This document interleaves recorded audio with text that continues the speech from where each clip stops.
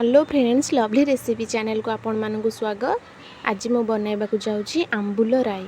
प्रथमे आंबुल गुड़ी को पानी रे भिजाई रखिबा, जेमिति कि आंबुल रे लागी रहिथिबा लूण गुड़ी को छाड़ी जिबा दरकार। एबे आमे सोरिष कोरा होइथिबा नडिया कंचा लंकार पेस्ट बनाई रखिबा। एबे पैन बसाइबा, तेल देबा, पंचफुटन गोटे चामच पकाइबा।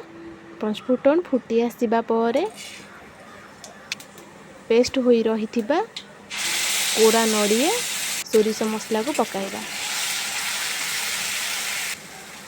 एबे कलर पाई हल्दी दबा। एबे भिजा होई रहिथिबा आंबुल गुड़ी को पकाइबा।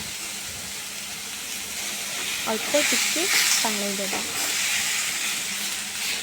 पानी फुटी आसिबा परे 2 चामच गुड़ पकाइबा। आपण चाहिले चीनी भी पकाई पारिबे। एबे किछि टाइम फुटी आसिबा परे कोरा होई रहिथिबा नडिया रो पकाइबा। एबे हमर आंबुल राई रेडी होई जिवो। गैस रो ओल्हाइबा पूर्वरु कटा होइथिबा आंब कसी अदा को पकाइबा। एबे हमर रेडी होई गला आंबुल राई।